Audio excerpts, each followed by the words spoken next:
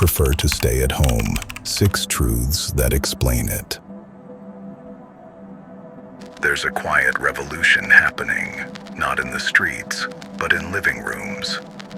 More and more people are choosing to stay home, not because they're lazy, antisocial, or broken, but because the world outside no longer makes sense.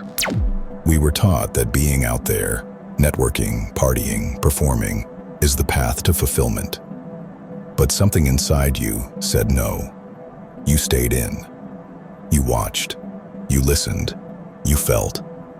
And in that stillness, you realized something. The noise was never necessary. Maybe home isn't your hiding place. Maybe it's where your truth finally has room to breathe. The first truth is this: you're not avoiding the world. You're filtering it. Not all energy deserves access to you. In a world addicted to overstimulation, choosing silence is radical.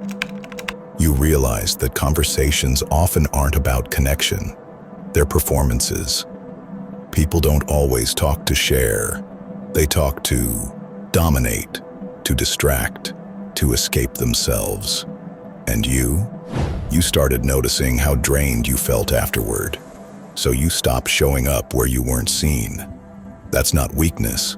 That's emotional intelligence. Solitude didn't make you numb.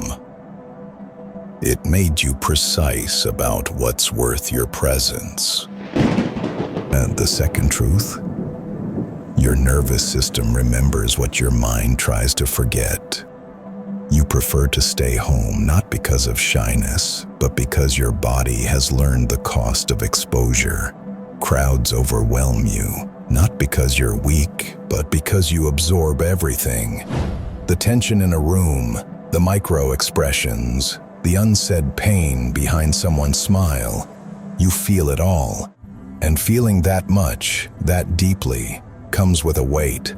So you chose safety, not isolation. Safety, a space where you don't have to filter, translate, or shrink yourself. Where your sensitivity is no longer a liability, but a signal of deeper perception. You didn't shut down. You just stopped bleeding in public. The third truth is rarely said out loud. Modern life is a theater, and you're tired of playing a role. Outside, people don masks, confident, happy, productive, while inside they're collapsing. And you couldn't fake it anymore. The small talk felt like lying. The handshakes felt hollow. Every time you stepped out, it felt like performing a version of yourself for a world that wasn't watching, just scrolling. Home became your rebellion. A place where you didn't have to smile on command. Where you could simply be without explanation or applause. That's not avoidance. That's integrity.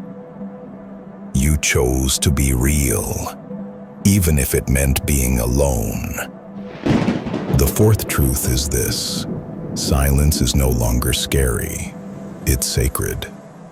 While others run from stillness, filling every gap with noise, you leaned into it. You discovered that when the world goes quiet, your inner world starts to speak. And in that silence, you heard the truth you'd buried for years, about what you really want, what truly matters, and what no longer deserves a place in your life. People fear solitude because it reflects back their emptiness. But for you, it became a mirror that revealed your depth.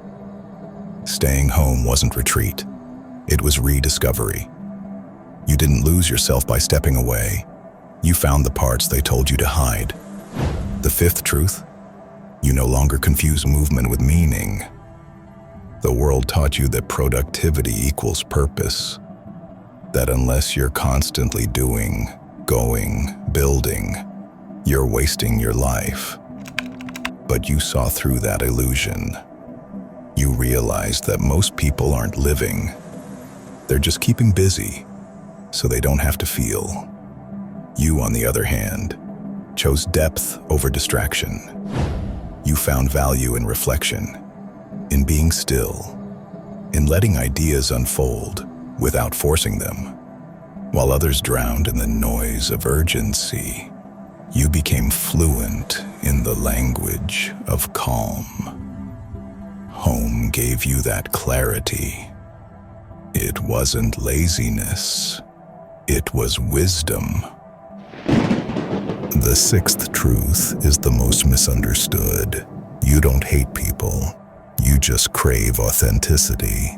The problem isn't connection, it's the kind of connection being offered. Surface-level interactions exhaust you. Conversations without honesty feel like static. You long for eye contact that doesn't flinch, words that carry weight, silences that feel safe. But in a world addicted to masks, that depth is rare. So instead of chasing fragments, you waited for what's whole. And yes, that waiting can feel lonely, but it also purifies. It teaches you not to settle for less than real. Your solitude isn't bitterness, it's a boundary. You're not disconnected, you're discerning. So here's the truth beneath all the truths. Staying home isn't a flaw. It's a philosophy. It's how you heal without asking permission. It's how you build inner wealth in a culture obsessed with performance. It's how you remember who you are when the world keeps trying to make you forget. You chose silence, not because you had nothing to say, but because you refused to waste your voice. You chose stillness, not because you feared the world, but because you wanted to meet it from a place of strength, not survival. And now, when you step out, you do so as someone who's anchored, not drifting, not performing, but present. And that is power.